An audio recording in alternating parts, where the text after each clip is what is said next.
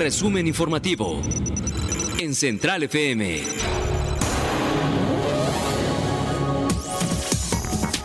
Bueno, el día de ayer nos llamó profundamente la atención este mensaje que envía por vía Twitter un embajador de carrera que fuerte se pronuncia con molestia hacia el gobierno mexicano, y me refiero a Pierre Alarí, que es el embajador de Canadá en México.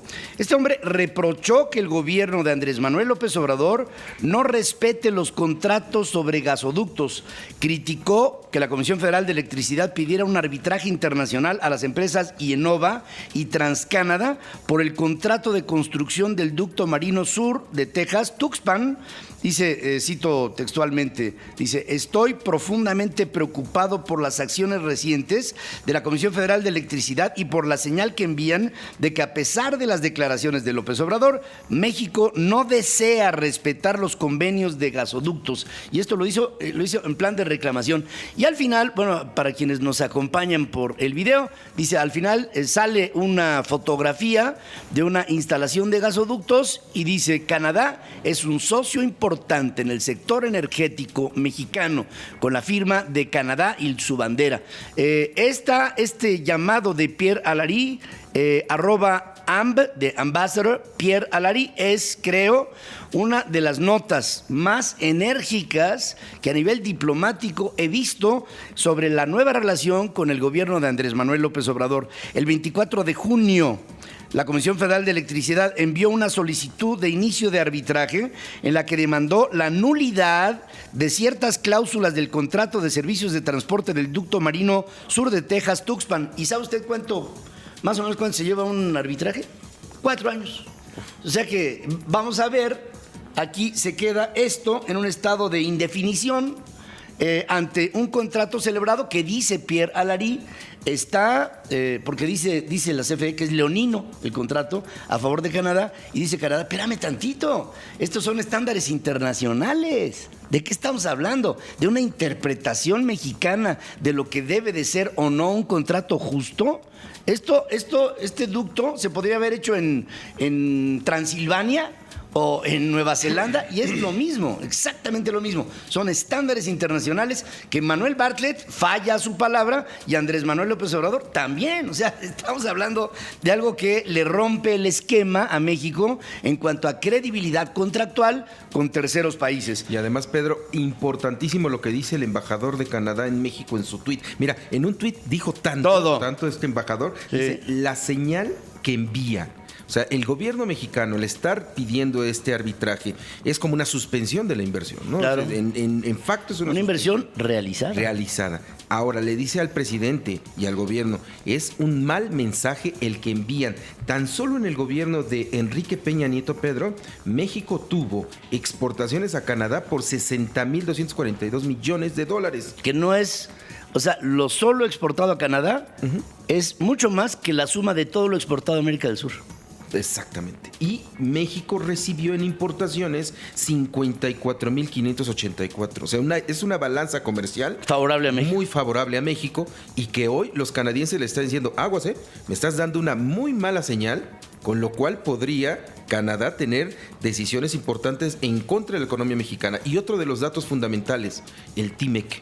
Canadá no ha aprobado en su Congreso el TIMEC hasta el momento. Esto podría ser una nota negativa. Una nota negativa para los congresistas canadienses, de decir, bueno, que no somos amigos. ¿Y saben qué? Que todo se reduce a esto. El gobierno de López Obrador trae el mismo esquema de Echeverría. La energía es para México y hecha por mexicanos, nada más. Entonces, todos los acuerdos hechos en las licitaciones de contrataciones y contratos grandotes de la Comisión Federal de Electricidad y de Pemex están bajo la lupa, una lupa por demás intransigente de parte del gobierno mexicano. Las acciones de IEnova cayeron este miércoles en la Bolsa de Valores mexicana, luego de la decisión de la Comisión Federal de Electricidad de poner en arbitraje este contrato con los canadienses. Los papeles de la firma de infraestructura energética filial filial de la estadounidense Sempra Energy, se hundieron hoy 4.55% a 76 pesos con 78 centavos, su precio más bajo en casi 7 semanas. Se trata de su caída diaria más pronunciada desde el 11 de febrero de este año. La correduría Barclays Capital anunció el 20 de junio que IEnova completó la construcción del ducto marino Texas-Tuxpan y las operaciones comerciales iniciarían en julio, es decir, empezaría a operar el gasoducto en julio próximo ya. Con una contribución de 50 a 60 millones de dólares para el 2019, de un total agregado de 124 millones de dólares. Toda esta operatividad se cancela mientras el arbitraje no se concluya. México se degrada por el incumplimiento de pactos en el sector energético y la inobservancia de la ley. Esto es una voz que reprende Gustavo de Hoyos Walter, presidente nacional de Coparmex, recalcó que es necesario generar mayor confianza en México y de México para el mundo y certidumbre jurídica para la atracción y retención de inversión internacional en el país. No hay nada más dañino para la competitividad mexicana que la pérdida de la confianza en el Estado de Derecho mexicano, remata el presidente de Coparmex. Oye, Pedro, si hoy los grandes empresarios globales tienen una carpeta sobre México, porque estamos a mitad del año, empiezan a hacer sus auscultaciones en torno a las inversiones nuevas o reafirmar las inversiones que tienen en los diversos países. Si hoy llegara una carpeta sobre México y su gobierno, ¿qué crees que estaría más resaltado? Yo creo que la idea de que el gobierno mexicano no cumple contratos. No respeta. No respeta. No respeta. Y eso es malísimo para una economía, porque yo voy a decir, no, pues ya no invierto. No invierto, no quiero. Es más, desinvierto. Sí. Desinvierto, me voy para atrás. No obstante la enérgica observación, el presidente López Obrador ordenó suspender la autorización a Pemex, ya concedida por la Comisión Nacional de Hidrocarburos, para iniciar un plan de exploración en el pozo Umapa, mediante fracturación hidráulica, conocido como fracking. El fracking ha convertido a los Estados Unidos en una potencia petrolera. Pasó de 6 millones de barriles diarios a 11, gracias al fracking. En México, López Obrador no quiere farm outs, no quiere rondas, no quiere licitaciones con el exterior.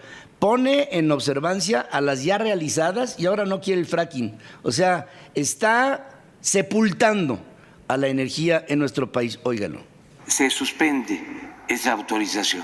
No vamos a usar fracking en la explotación del petróleo. Fíjense que si fuera esta una opinión técnica, yo estaría tranquilo. El problema es que es una opinión de él. Y yo quiero que me enseñe las cartas credenciales que acreditan al presidente como un experto en geología. Porque la geología es una ciencia compleja. Bueno, quiero que me diga el presidente en base a qué toma esta decisión, porque tenemos que encontrarnos en México con la argumentación de aquello que se decide. No va a haber fracking. ¿Y saben ustedes por qué? Porque lo prometió en campaña, cuando era una idea. Hoy es una política pública. Y la inconsistencia de las políticas públicas del gobierno de Andrés Manuel nos lleva al terreno de las ocurrencias. Y esto es verdaderamente nocivo para el país. Y hablo, el día que López Obrador haga algo bueno, se los juro que lo voy a aplaudir. Pero pues yo quisiera que me dijeran por dónde. La Comisión Nacional, única negociadora de la Coordinadora Nacional de Trabajadores de la Educación, acordó con el presidente López Obrador. Fíjense, cuando hablamos de educación, ¿de qué tendríamos que estar hablando? Pues de los estudiantes, ¿no? Bueno, hoy la preocupación de la coordinadora es la reinstalación de 36 maestros cesados en la Ciudad de México. Y luego de 5 horas de reunión a puerta cerrada, Víctor Manuel Zavala, líder de la sección 18 de la coordinadora en Michoacán, informó que las autoridades se comprometieron a entregar cheques con los sueldos caídos, basificación y bonos. Adelantó que la 4ª reunión con el presidente será el 6 de julio próximo. ¿De qué van a hablar? De estudiantes, de libros, de cultura, de planes maestros para la educación, de evolución. ¿Hablarán de Alvin Toffler? No, van a hablar de la basificación y las plazas y los salarios caídos y todas estas cosas que yo pienso que son importantes para la administración. Pero estamos hablando de educación, no de la administración de la educación, que es un asunto diferente, es administrativo, no es de fondo ni es pedagógico. No es pedagogía de lo que estamos hablando en pleno siglo XXI. Y la coordinadora, Pedro, se convierte así en el grupo de personas que más se ha reunido con el presidente. Ni víctimas de la delincuencia, ni empresarios, ni gobernadores, ni padres de familia. Hoy la Coordinadora Nacional de Trabajadores de la Educación tiene una puerta abierta en Palacio Nacional, al grado de que terminan la tercera y ya están pensando en la cuarta. Pero te digo una cosa, aparte que tienen ese acceso, que tienes toda la razón, llegan a la mesa y no llegan a negociar, llegan a disponer.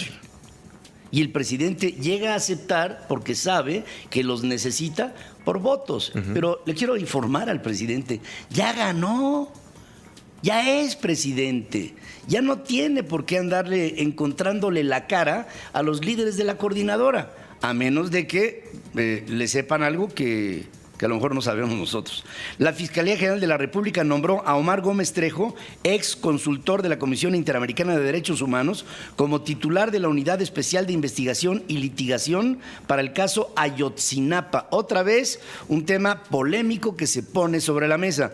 La mesa directiva de la Comisión Permanente acordó la comparecencia de los secretarios Olga Sánchez Cordero, de Gobernación, Alfonso Durazo, de Seguridad Pública, para que expliquen la crisis migratoria en la frontera sur, la inseguridad y la situación de los medios de comunicación públicos. Sin embargo, diputados y senadores de Morena rechazaron discutir la propuesta de comparecencia. Elías Lija, diputado del PAN, manifestó su sorpresa ante el revés de Morena contra Martí Batres, presidente del Senado. Nunca había yo tenido conocimiento en la historia de que se diera a conocer la voluntad y la disposición de secretarios de comparecer ante un órgano legislativo y que el órgano legislativo sea quien se niegue siquiera a discutir el acuerdo en el cual se les cita a comparecer. Ahora, si los legisladores quieren saber cuál es la situación migratoria, ¿para qué citan a Olga Sánchez Cordero? ¿Y para qué citan a Durazo? Pues que citen a Marcelo, ¿no? Que es el que se está... Ahora, si quieren saber realmente los números duros, pues inviten al vicepresidente de los Estados Unidos. Él se sabe las cifras mejor que ningún funcionario mexicano de lo que hacemos en México, que es parte, yo creo que parte de la cuarta transformación es un apartado que dice The Fourth Transformation. O sea, es la... Ediles de Sonora, o sea, presidentes municipales, y de Tamaulipas advierten que necesitarán albergues y recursos para hacer frente a la contingencia de devolución de migrantes. Estamos ante un gasto monumental asumido por México y ¿saben qué? Salió real. El muro lo está poniendo México y lo está pagando México. Y nuevamente vamos a esa negociación, Pedro, de Marcelo Ebrard. Tan falta de estrategia, tan falta de visión, de que no pudo haber un presupuesto conjunto. Estados Unidos, México, Centroamérica como bloque para tener recursos económicos para responder a este asunto. No lo logró Marcelo Ebrard. Ahora, nuevamente pienso, ¿y de qué se ríe Marcelo Ebrard si no logró un acuerdo benéfico para este país? Pero pone cara de héroe. Eso sí. Eso sí, la cara de héroe, esa no se le quita nunca. El cuerpo de una mexicana de 19 años de edad fue encontrado flotando en un canal en Clint, en Texas, cerca del río Bravo. Otra vez, tragedia en la frontera. En 2 operativos, autoridades mexicanas aseguran a 101 migrantes centroamericanos en Tantoyuca y en Tierra Blanca, en el estado de Veracruz.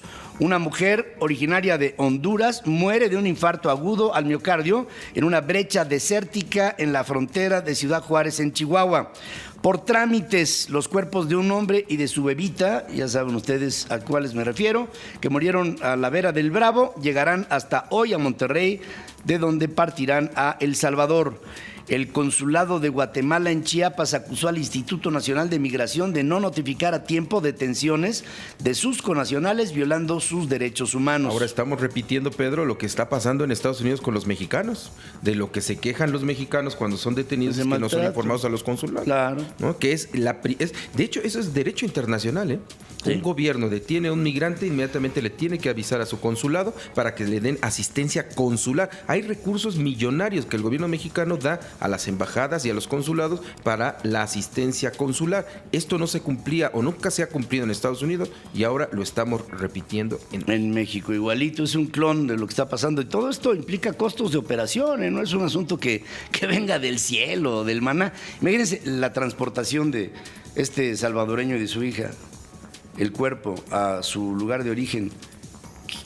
¿Es gratis o cómo? Ahora súmenle todas las operaciones que tengan que ver con logística de todo este enorme movimiento migratorio. Es una monumental cantidad. Estados Unidos cerró casi una hora el puente internacional de Zaragoza Isleta que conecta a Ciudad Juárez con El Paso, en Texas. Luego de una balacera en el lado mexicano, el saldo fue de un presunto delincuente abatido y 2 agentes heridos. Esto lo informa César Peniche, fiscal general del Estado. Las filas para solicitar asilo en cada uno de los cruces fronterizos entre México y Estados Unidos alcanzan hasta 4,000 personas con una proporción mínima de trámites, según reconoce el gobierno norteamericano. Es decir, ahí se quedan, digo, porque cuando haces una fila, pues sabes que algún día vas a llegar a la taquilla, ¿no? Pero cuando haces una fila por todo un día y de repente dicen, hey guys, that's it. ¿Cómo que that's it? Sí, ya se acabó, ya nos vamos. Y entonces, pues aquí quédense si quieren haciendo fila. Hasta las filas son eternas. Oficiales encargados de procesos de asilo en los Estados Unidos pidieron a un tribunal federal que termine la política de permanecer en México que obliga a los migrantes solicitantes a quedarse en el país mientras que se resuelven sus casos. Casos que pueden tardar meses o años en ser resueltos y mientras tanto, pues esa gente que tiene el objetivo no de estar en México, sino de llegar a los Estados Unidos, se quedan aquí por fuerza y pues no es tienen que vivir de algo o de alguien. ¿Y saben de quién viven? ¿O van a vivir? Pues de nosotros, de ti, de mí. Los demócratas son responsables de la muerte de indocumentados porque no respaldan mi política migratoria. Esto lo responsabiliza Donald Trump, que está en campaña. Antes, Nancy Pelosi, presidente de la Cámara de Representantes, declaró que Estados Unidos está ignorando sus obligaciones con la humanidad. Agregó que espera se pueda hacer algo mejor que sacuda la conciencia del gobierno del presidente Donald Trump. In the given case, he has one. En caso de que la tenga, el Senado de los Estados Unidos de mayoría republicana aprobó $4,600 millones en ayuda humanitaria de emergencia para la frontera con México. Rechazó el proyecto avalado por la Cámara Baja, dominada por demócratas, para mejorar las condiciones de los migrantes, pues establece varios candados para disponer del dinero. Republicanos y demócratas aclararon que no van a negociar. Sin embargo, Nancy Pelosi, presidente de los representantes en el Congreso, admitió que hay mejoras que se pueden reconciliar. 28 gobernadores de los Estados Unidos demandaron al Congreso la rápida ratificación del TMEC, como lo hizo México. Argumentaron que el tratado es fundamental para los estados porque buscan impulsar el desarrollo económico y alentar nuevas inversiones que conduzcan a la creación de empleos del lado norteamericano. Graciela Márquez Colín, secretaria de Economía, reconoció que el rezago y la desaceleración económica se deben a la falta de inversión privada en México. Explicó que las inversiones sufrieron un retraso debido a la incertidumbre por el proceso de negociación y ratificación del TMEC. Y yo le diría a la secretaria que no se haga aguaje, porque no solamente es la expectativa sobre la entrada del TMEC, la iniciativa privada mexicana estaba midiendo al nuevo régimen, el de su jefe, el presidente López. Las inversiones sufrieron algún tipo de retrasos mientras primero no se estaban las negociaciones de TMEC y luego estamos en el proceso de ratificación de nuestros dos socios. Pues sí, fíjense cómo habla con este conocimiento bárbaro, ¿no? Qué bárbara esta secretaria, es un genio. La situación económica para México se ve difícil, esto lo alerta Alonso Cervera, Managing Director de Emerging Markets del Banco Credit Suisse. precisó que las proyecciones para los próximos años estiman una desaceleración. Indicó que el 70% de los inversionistas considera que el panorama puede estar peor o mucho peor en nuestro país. Aceptó que definitivamente las amenazas arancelarias de Donald Trump afectarán a México, no obstante no se hayan tomado en cuenta. Hay un debate entre los defensores de Andrés Manuel López Obrador en contra de los capitales extranjeros, Pedro. De no importa, qué bueno que ponga en orden a los capitales extranjeros. Solamente les quiero decir que hay una afectación principal cuando un capital extranjero decide irse. Y esa es la desaparición de empleos en este país, ¿eh? Pues y de empleos importantes, de empleos de calidad, de empleos bien pagados y de empleos profesionales que tenemos. Industria aeronáutica, industria automotriz, energía, todos estos empleos podrían desaparecer de este país, ¿eh? Y bueno, aparentemente no acusa recibo el gobierno mexicano porque toma medidas unilaterales sin importar las consecuencias. Mira, cuando tomas una medida, tienes que darte cuenta que a la medida tomada vendrán acciones y reacciones. Ahora, si nada más tomas la medida por las acciones que tú promueves, espera lo que quieras de regreso, ¿eh? El que la hace, la paga. Y si el gobierno mexicano está en este plan de soberbia, de no voltear a ver a nadie, pues entonces un día le va a pasar, y perdón el comparativo, porque a lo mejor es jueves y le estoy echando a perder la mañana, pero eso mismo le pasó a Venezuela, igualito le pasó a Venezuela, y vean ustedes el resultado.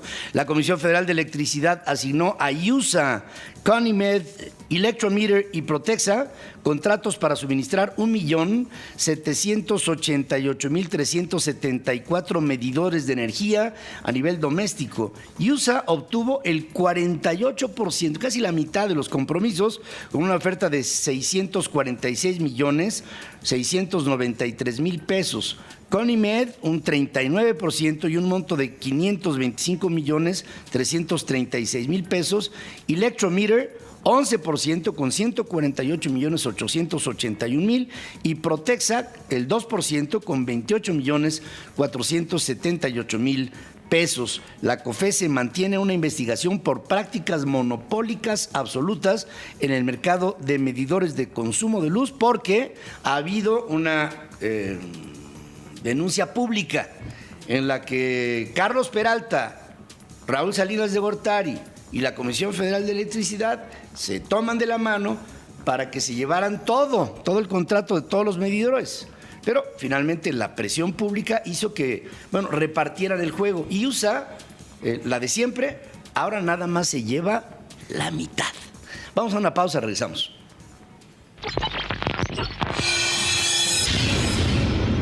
Está escuchando Central FM con Pedro Ferriz de Con.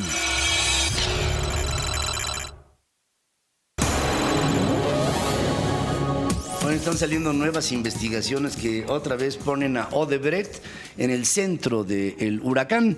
Una nueva investigación internacional del caso Odebrecht revela la transferencia encubierta de otros $13 millones del llamado Departamento de Sobornos de la compañía a 4 empresas mexicanas. Otros 13.3 millones de pesos fueron pagados por la Comisión Federal de Electricidad a una segunda empresa fantasma durante la gestión de el rey de los taxis. Me refiero a Enrique Ochoa.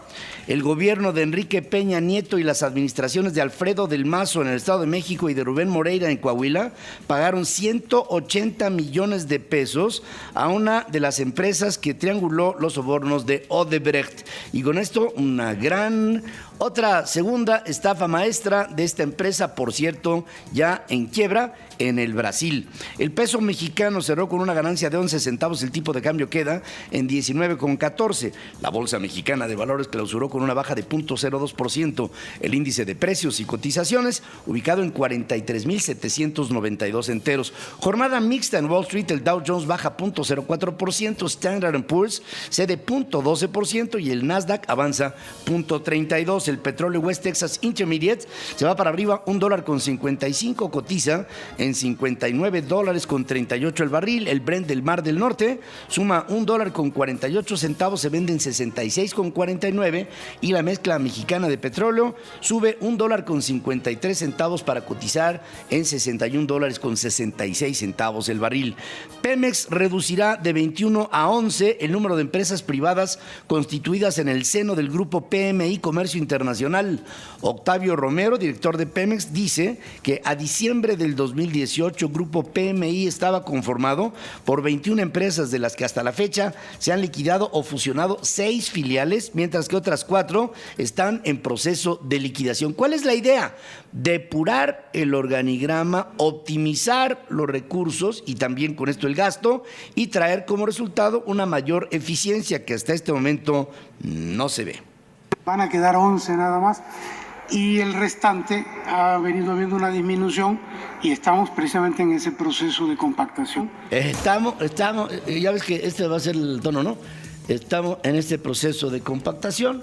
Y pues esto nos da la sensación de que viene una reestructura fuerte. Están metiendo la aspiradora y hasta la escoba en Petróleos Mexicanos. Santiago Nieto, titular de la Unidad de Inteligencia Financiera, sostuvo que las cuentas de Roberto Sandoval, el exgobernador de Nayarit, siguen congeladas. Se había anunciado que se descongelaban, ¿no? Bueno, siguen congeladas. Explicó que el bloqueo se realizó en coordinación con el Departamento del Tesoro norteamericano, por lo que la suspensión no surte efecto en términos de la jurisprudencia de la Suprema Corte de Justicia de la Nación. Fíjense, un juez mexicano dice se descongelan las cuentas, y luego Estados Unidos dice ni más. Estados Unidos dicen de ninguna manera. Entonces Santiago Nieto se convierte como en el vocero que dice no están descongeladas, están congeladas. Pero fíjense ustedes la sutileza de la nota. El Departamento del Tesoro norteamericano realizó en coordinación con México el otra vez bloqueo de las cuentas de este presunto capo del narcotráfico, que fue a la sazón gobernador Nayarita. Nada más lo están ahogando, pero ¿cuándo viene ya la detención de esta persona para que enfrente, ¿no? Pues fíjate que ya por lo pronto su par, que es Edgar Beitia, ya está detenido. Entiendo que está en una prisión de alta seguridad en Dallas, Texas, y en el caso de Roberto Sandoval, que vive en Guadalajara y le habían congelado sus cuentas, ya había logrado que se las descongelaran. Y como aquí en México, pues... Oye, y realmente un gobernador acusado de tantos delitos, sobre todo con el narcotráfico, ¿crees que viva de sus cuentas que tiene a su nombre en un banco? No, hombre, ese cuate tiene recursos por todas partes, y caballos y caballerizas. Ya quisiera tener la recámara de uno de sus caballos. Yo no lo veo pidiendo limosna en la calle, no lo veo tampoco trabajando en alguna tienda de autoservicio. Trabajando. Bueno, trabajando no, pero no lo veo sufriendo. No, hombre, por Dios. Además está feliz mandando mensajes de solidaridad con el hombre y todas estas cosas. Es como la versión mexicana de la Madre Teresa de Calcuta. Un juez federal rechaza otorgar amparo a Javier Duarte, ex gobernador de Veracruz, por una orden de aprehensión librada en su contra por desaparición forzada. La decisión ya fue impugnada. ¿Qué quiere decir? Que el gobernador pudo haber sido cómplice en la orden girada para desaparecer personas. Ahora, esta me parece que es fundamental, esta acusación, porque de esta no sale. No sale, y según el Código Penal, en cuestiones de secuestro y desaparición son 50 años. Sí, de prisión. Entonces, cuando estamos temiendo de que por el asunto, porque en este país, si tú te robas el erario público, no pasa nada. No, aquí te metes 5 o 6 años y se acabó. Pero si tiene una acusación que esperemos llegue a buen puerto, ser probada y condenado Javier Duarte, ahí sí ya se queda por persecular seculorum. Amén. Roberto Pesquera, ex tesorero en León, Guanajuato, se entregó voluntariamente a la Fiscalía General del Estado para responder a denuncias en su contra por la contratación de empresas fantasma en la administración de la ex alcaldesa Bárbara Botello, 2012. Lo que se le pegó la gana. La Iglesia Evangélica Mexicana de la Luz del Mundo denunció que miembros y personal han sufrido acoso en los Estados Unidos luego del arresto de su líder, Nazón Joaquín García, acusado de 20 delitos sexuales. sexuales. Ahora que estuvimos en Guadalajara, oye, hay espectaculares de Nazón como un iluminado. Sí. Hay que recordar que Guadalajara es como la meca de la luz del mundo, ¿no? Sí. Es donde floreció de manera impresionante, tiene unos edificios y una infraestructura enorme este hombre. está. Y sí, lo veía en los espectaculares que me parece que había cumplido 50 años, creo, Sí, ¿no? una cosa, pues, algo así, sí, que una- parecía hasta Plácido Domingo, ¿no? En uno de sus mejores conciertos. Sí, le ve próspero al Nazón. ¿Quién sabe cómo esté ahorita? No, en estos momentos ni a Dios está viendo este hombre. Ay, perdón. Fue localizado el cadáver del empresario menonita Abraham Arms Peters, secuestrado el lunes en Cuauhtémoc, en Chihuahua. Fíjense que cuando anduvimos en campaña, fuimos muchas veces con los menonitas ahí en Chihuahua. A quienes desde aquí les mando mi cariño, les agradezco que me hayan regalado su confianza y también que se hayan abierto, que su corazón se haya abierto a un servidor y que le hayan contado todas las cuitas de cómo se sienten en México.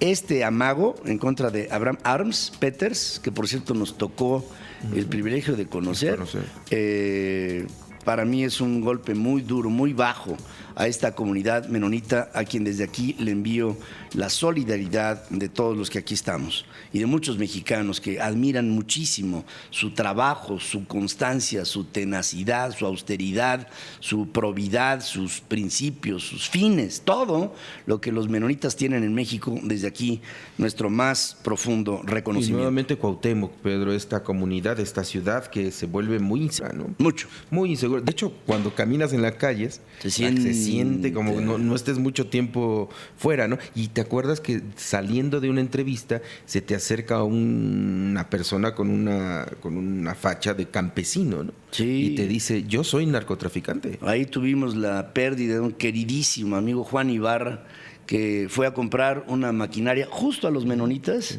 y cuando vieron que llegó un empresario a comprar maquinaria, llegaron y lo mataron. Hirieron a su hijo Abraham, y este tipo de cosas se dan todos los días en Cuauhtémoc, y es algo que nos preocupa profundamente porque ahí hay un enclave bueno, social, por supuesto, pero estos menonitas que fueron aceptados en México en 1921, cuando Álvaro Obregón, que les dio entrada a nuestro país, pareciera que lo hicimos con calzador, porque qué bárbaro, han sido atacados una y mil veces. 13 de 19 convocados participarán en el encuentro de alto nivel para la atención del sargazo en el Gran Caribe, que se realiza hoy y mañana en Quintana Roo. El objetivo del evento, desarrollar una agenda de cooperación internacional para el combate al sargazo, según explica el gobernador Carlos Joaquín González. Quiero decir ya con seriedad, porque el presidente de la República habló de que el sargazo no era ningún problema y que los medios de comunicación lo estábamos magnificando, y luego habla del tonelaje de la basura en la Ciudad de México comparado con el sargazo y hace un ridículo aritmético descomunal. Quiero decirles que el sargazo es una de las problemáticas más graves que está enfrentando nuestro Caribe mexicano, y que todo es producto de una reacción de la naturaleza por la basura que ahí constantemente se vierte. Andrés Manuel López Obrador deberá informar a un particular sobre los vehículos que utiliza y los gastos de operación y mantenimiento, según resolvió el INAI. Y espero que dentro de lo que se mueva, los vehículos que utiliza, también estén los que no utiliza, porque en los que utiliza, pues ahí está el jet y todas esas cosas, pero los que no utiliza está el avión presidencial, que nos está costando más dinero parado que si estuviera al servicio del presidente de la República. Y sobre todo también todo lo que está disponiendo Andrés Manuel López Obrador para vivir en Palacio Nacional. Hace unos minutos reitera que se va a ir a vivir a un pedacito del Palacio Nacional. ¿Sabes por qué? Se siente Benito Juárez. Sí, pues sí. Él lo advertía desde varias de sus campañas. Pero ¿no? así se respira. Él dice, yo soy el Juárez moderno. Se lo dice al espejito. Espejito, espejito, dime quién soy yo, Benito. Y entonces, pues claro, pues lo ves y hasta luego a veces se peina así de... Sí, a veces ¿verdad? a veces como billete de 500 pesos, no de 20, billete de 500, porque eso sí ha crecido la República. Bueno, Genaro Villamil, otrora opositor periodista, bueno. presidente del Sistema Público de Radiodifusión, informó que la SEP dará al IMER cerca de 19 millones de pesos que requiere para la operación de todas sus estaciones y la contratación de sus colaboradores. He de decir que, con todo respeto a quienes ahí trabajan, que los sueldos que se pagan en el IMER son Sí, sí, siempre se ha tenido estos medios públicos muy castigados. Mucho. Hay gente muy creativa, la verdad es que, por ejemplo, yo ayer que se dio la idea de que iban a cerrar el IMER, hay una estación que para mí es increíble que se llama Opus. Que es Opus. Pues ¿sabes por qué? Porque es la única de música clásica. que tiene música clásica. Sí, es la única de música clásica. Entonces, yo sigo sin comprender dos cosas. ¿Cómo un Estado, cómo un gobierno se puede pelear con sus medios públicos? Con sus medios públicos que sirven para difundir cultura, política, etcétera, ¿no? Lo utiliza el propio gobierno para hacerlo, porque no nos vamos a engañar. El PRI y el PAN lo utilizaron en su momento para hacer también propaganda. Los directores de estos medios públicos, pues fueron priistas y fueron panistas de cepa. Ahora dos, Genaro Villamil, este hombre que se ha dedicado a creerse como la conciencia de los medios de comunicación. El Scherer moderno. El Scherer moderno. ¿Qué no fue el que metió a su novio de subdirector de prensa, me parece que en la Secretaría de Cultura? Que no tenía ningún tipo de experiencia profesional y que fue exhibido porque pues a su novio lo había metido de funcionario público. Pues sí. Nada más por ser guapito, ¿no? Bueno, pues sí. Bueno, eso dice. Ahí está. Fíjense que las políticas públicas, por ejemplo, Suiza, la Confederación Helvética, tiene una política pública, difundir la música culta. Uh-huh. Tiene 3 secciones. Es política de Estado. Estado, sí. Una de las estaciones más escuchadas a nivel digital en el mundo se llama Radio Swiss Classic. Búsquenla en sus apps y se van a acordar de mí. Uh-huh. Radio Swiss Classic. Es una joya, así, una joya. Y además, Radio Swiss Classic, como es políglota suiza, uh-huh, se transmite en alemán, en francés y en italiano. Uh-huh. Por el cantón Ticino. Sí, ¿no? Sí. Después tiene Radio Swiss Pop, uh-huh, y Radio Swiss Jazz. Uh-huh. Y con esas 3 tienen dominado el mercado de un nivel de cultura musical en todo el mundo. Y aquí lo que tenemos que es esta Opus, pues se la echan de la noche a la mañana y después se echan para atrás. Uh-huh. Y dejan a la organización. Imagínense trabajar en IMER y que sepas que tienes presupuesto para un año y que el año que entra quién sabe qué vaya a pasar. ¿Qué vas a planear? Y aparte tienes un presupuesto de 19 millones de pesos. No, bueno. O sea, para un año de una estación de radio, bueno, varias estaciones de radio. Varias, son 5 o 6. Sí. Sí, son un montón. No 19 millones, pues es solamente para pagar la pequeña nómina que tienes. No alcanza para ni inversiones. Cuando estamos entrando a la radio digital, cuando se debe de estar en todos lados, cuando la industria de la música está creciendo de una manera impresionante. Creatividad, Beto, la creatividad en la radio, que tiene que ser fundamental. Una lágrima desde aquí para el querido IMER. Antes, Esteban Moctezuma, secretario de Educación Pública, compartió que gestionó ante Hacienda para obtener recursos para el IMER a fin de que no se afectaran sus labores. Por lo pronto, sí se afectó su conciencia. Hacemos un corte, regresamos con más noticias.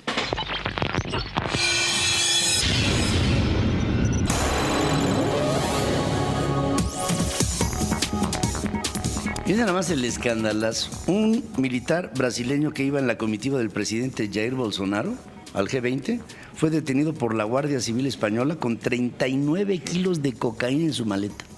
30. O sea, no tuvo espacio ni para llevar una camiseta. No. O sea, era pura cocaína. 39 kilos de cocaína. O sea, yo creo que tiene que estar enfermo de la cabeza este hombre. ¿Pero qué hacía un militar brasileño de la comitiva del presidente con 39? Mira, yo recuerdo un primer héroe de nuestro país en términos olímpicos, uh-huh, que hizo lo mismo, uh-huh, que fue el general Mariles. Sí. Hubo un tiempo, pero pues yo esto ya lo veía como algo rebasado, ¿no? En el tiempo, en el que los uniformados, uh-huh, abusaban de su posición porque sabían que en todos lados son respetados y los dejan pasar. Sí. De hecho, pues nos ha tocado llegar en muchas ocasiones a giras de trabajo de un presidente mexicano en donde pasa todo el mundo y pasan las maletas y no entregas ni pasaportes, vaya. Sí. Que se me hace una actitud que tampoco es buena, pero en fin, ha pasado. Pero esta gente piensa que es intocable. Uh-huh. Y fíjense, este militar, ¿en qué entredicho pone? A su presidente, sí, a su país. Sí. a su cuerpo que representa, que es el cuerpo castrense del Brasil, en fin. Y de cuidado del presidente, del primer círculo. No, es como una especie como miembro del Estado Mayor equivalente de allá, ¿no? Sí, esta clásica charola diplomática que te dan, a mí me la dieron cuando fui consejero de prensa de México ante la Unión Europea, me dan mi pasaporte diplomático, yo dije, guau, pues ahora sí que, a ver, espérenme tantito, ¿no? Hasta en el metro me van a abrir la puerta. Entonces llego en ese entonces llegué a Holanda, me parece, a Schiphol. Y entonces dije, ¿y ahora habrá una entrada de diplomáticos especial o me voy como todos Normalazo. los ciudadanos, ¿no? Entonces llego con uno de los guardias y le digo, oiga, ¿por dónde entro? Mi pasaporte es diplomático. Fórmese. Y me mandó a formar igualito con todo. que todos. Y el diplomático sirvió para dos cosas. O sea que Marcelo pasaría por lo mismo. No creo. No, porque él es... Él pasa volando. Él Sí, es pasa volando, Super claro, Marcelo. pasa volando. Donald Trump llegó a Osaka. Me quedé con el acento. Donald Trump llegó a Osaka, en el Japón, para participar en la cumbre del G20 marcada por expectativas de una posible tregua comercial entre Estados Unidos y China. Esta es la expectativa, aunque se tendrían que trabar y destrabar muchos de los temas internacionales en donde, por cierto, hago la acotación, México está ausente. Un canal de baja presión continuará interactuando con la entrada de aire húmedo del Golfo de México, lo que ocasionará rachas de viento superiores a los 60 kilómetros por hora en entidades del norte de la República.